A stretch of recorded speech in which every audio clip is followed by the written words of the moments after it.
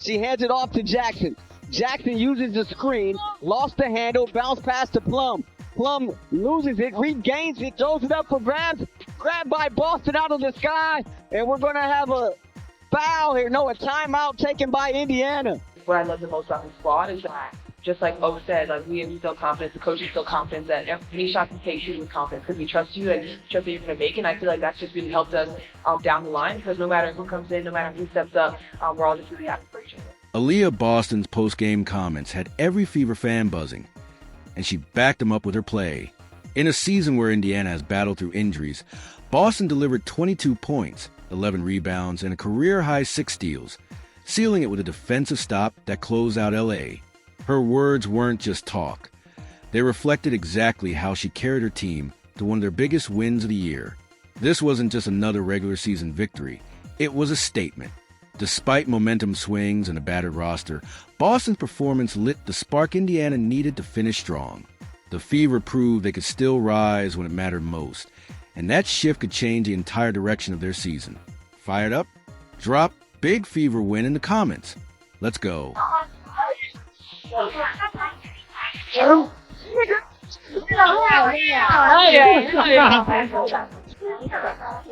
How do you win when nearly half your roster is stuck in street clothes? That was a challenge Indiana faced walking into Los Angeles. Caitlin Clark sidelined, Sophie Cunningham out, Sydney Colson and Ari McDonald unavailable. For guards, for playmakers, for key voices missing. For most teams, that's a death sentence in a playoff weight matchup. But the Fever didn't have the luxury of folding.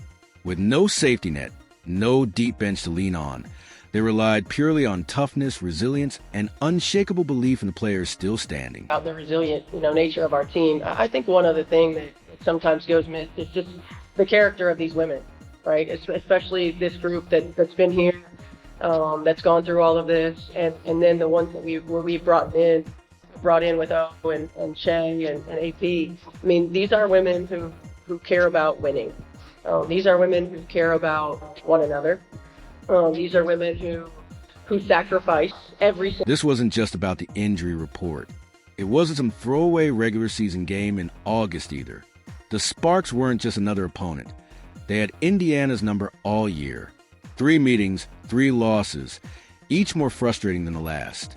And the standings only added pressure. The Fever were clinging to 6th place, holding a fragile playoff spot, while Los Angeles loomed just 2 games back in 9th. One slip, and that gap could disappear overnight. With Indiana dropping 4 of their last 5, doubt was everywhere.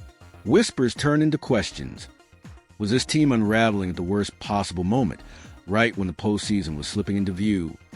Steph mentioned, whenever she sees you with the 2 black eyes, she smiles in a way because it just exemplifies your toughness. Do you feel tough in these kinds of situations with these 2 black eyes? I mean, that's what people keep telling me. Every time she sees me, she smiles and then she says, "I'm so sorry." I'm like, "You don't need to be sorry. This is what it is."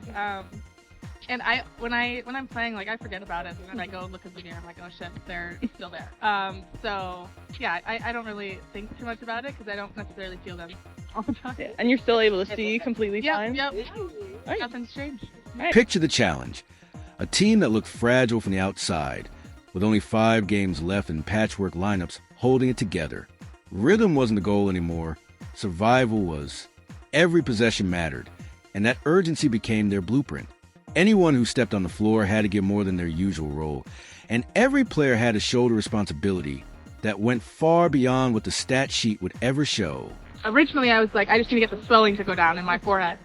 So I put a patch, slept with it. The next day, woke up and I was like, okay, the bump is almost gone, but now I have 2 black eyes. So that was tragic. But I mean, it's at this point, unfortunately, won't be able to hide it. People know, so just rolling with it. Were you able to hide it for the photo sheets? Makeup artist did a really, really, really good job.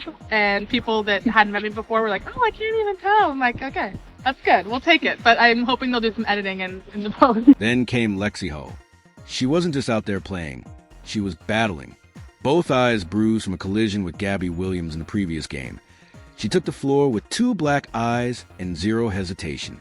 Hull still chased loose balls, fought through screens, and hounded defenders like nothing could slow her down. She embodied exactly what Indiana needed. Toughness in the face of pain. Her presence alone sent a message. If she could fight through, so could everyone else.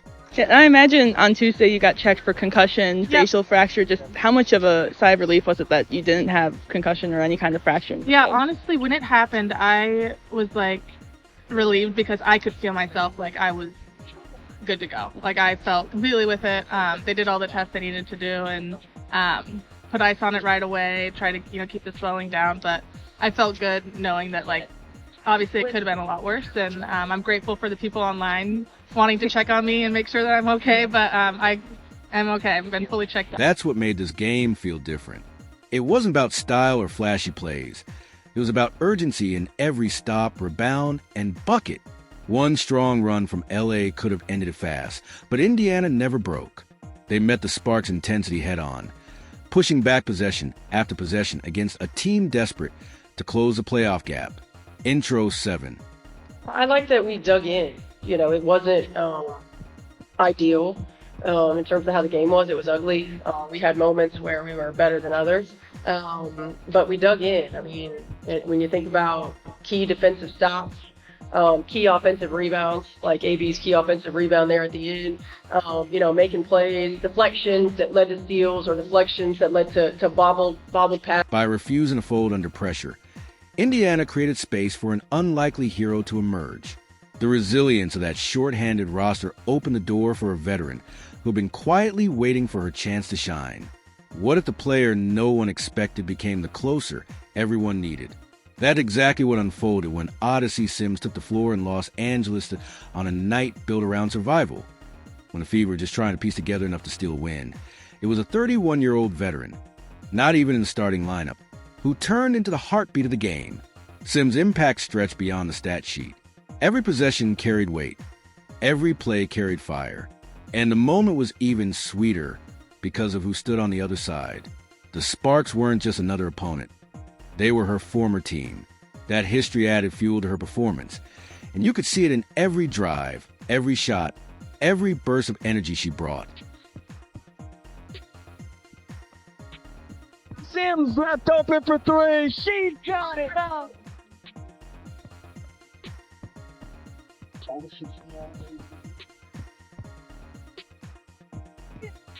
Offensive rebound. Sims the runner.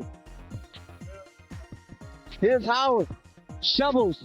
Sims right at the doorstep and she gets it off the window. 3-on-3 the other way. Sims the take and finishes the lefty layup.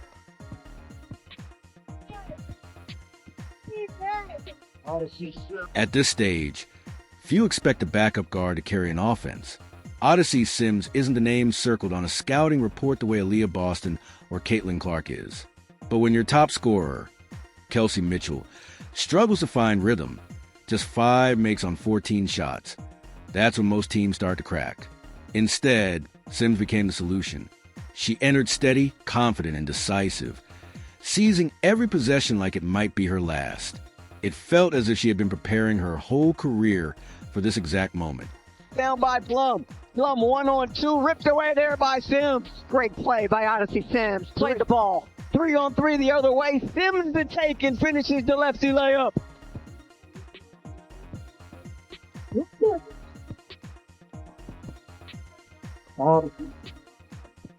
Box score shows part of the story, 21 points. But the real impact was in the timing. Every bucket came when Indiana needed it most. Sims stayed calm under pressure, pushing the pace when the Fever needed a spark, then slowing it down when LA tried to swing momentum. And in the closing minutes, the ball kept finding her hands. Drives through traffic, smooth mid-range pull-ups, creating off the dribble. She wasn't a secondary option anymore. She became the go-to release valve when everything was on the line. The lead back up to 3. Sims left open for 3. She got it. Odyssey Sims with the triple to tie this one up at 74 apiece. Got the offensive rebound out to Mitchell. Here's Hull curling. Hull down the lane. The kick out Sims. Sims in the paint. The runner good. We'll put Turner on the inbound. Alaman inbounds it to Hamby, and so now that'll be that. So the Indiana Fever come in. The defining moment came with just 13.6 seconds remaining.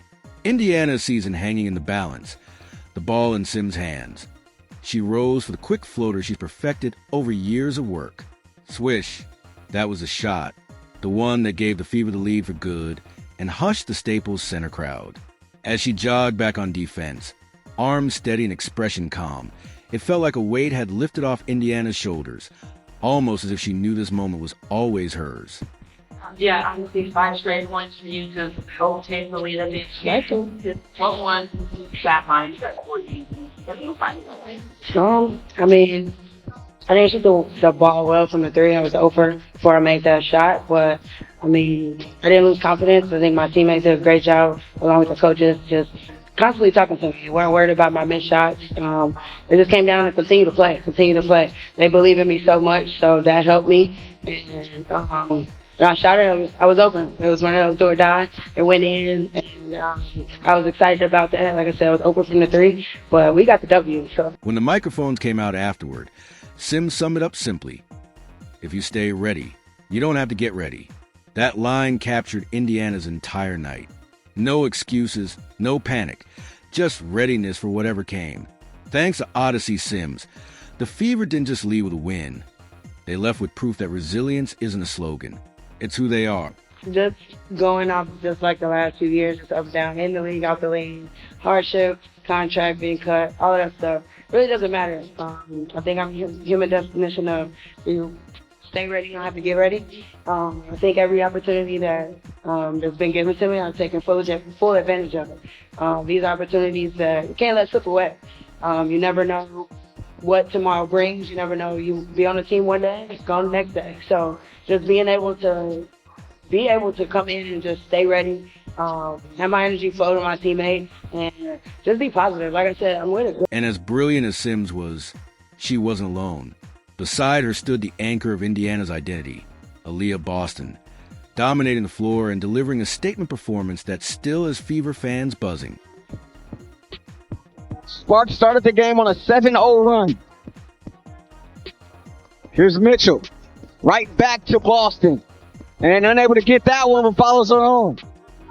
Cameron Brink and Ray Burrell going to be checking in next time there's a stoppage for LA. Here's Turner in traffic, and she gets it up off the window. Beautiful pass from Boston. 7 on the shot clock. Mitchell turning the corner. Jump stop in the lane, loses the ball. Brink throws it right to Boston. Easy layup. All night long, Aaliyah Boston's play built toward one lingering question. What exactly did she mean when she hinted at her message after the buzzer? If you watched closely, she was already answering. Boston didn't just fill up the stat sheet. She left her fingerprints on every part of the game. She powered the offense with 22 points, muscled down 11 rebounds against the Sparks' front court, and kept the ball moving with 4 assists. Then came the defensive gem. 6 steals, the most of her career. Performances like that rarely come from one player in a single night. But Boston carried both ends of floor with absolute command. Julie Alamam with 5 points here tonight. They go high-low, and Boston the beneficiary. And that's the 18th point off of a Sparks turnover. Hamby the crossover. Hamby rejected there by Boston. Here's Mitchell, always dangerous with the ball in her hands. Finds Boston's free throw line. Boston against Hamby. Jump hook, gets the soft bounce. The defining moment came in a blink. Just 1.9 seconds left. Los Angeles clinging to hope for one last shot. But Boston read it instantly, reached in, and ripped the ball clean. No chaos, no scramble. Just a superstar closing the door with authority and sealing the Fever's biggest statement. He hands it off to Jackson. Jackson uses the screen, lost the handle, bounce pass to Plum. Plum loses it, regains it, throws it up for grabs. Grabbed by Boston out of the sky, and we're going to have a foul here. No, a timeout taken by... Right after play, the cameras found her. Reporters pressed about the team's fight, and that's when her message began to spread. Everyone wanted clarity.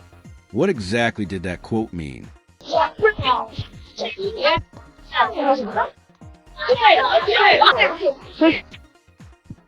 really proud of you guys. That was an ugly, hard-fought win. Hard-fought win. Listen, you know that we can play our best basketball, and in those moments where we need to stop, or we need to fuck it, like, you don't teach, yeah. And you're doing it. And you're doing it. So, you know, we're gonna execute it. So that's what we do. Come on, win. Right here. I'm proud of you guys. Great job. Yeah. Every Hustle player reminded fans that this group won't fold when the stakes are highest. And with Caitlin Clark moving closer to full return, Indiana looks less like a team barely hanging on and more like one learning how to finish games under fire. That kind of growth? It's priceless.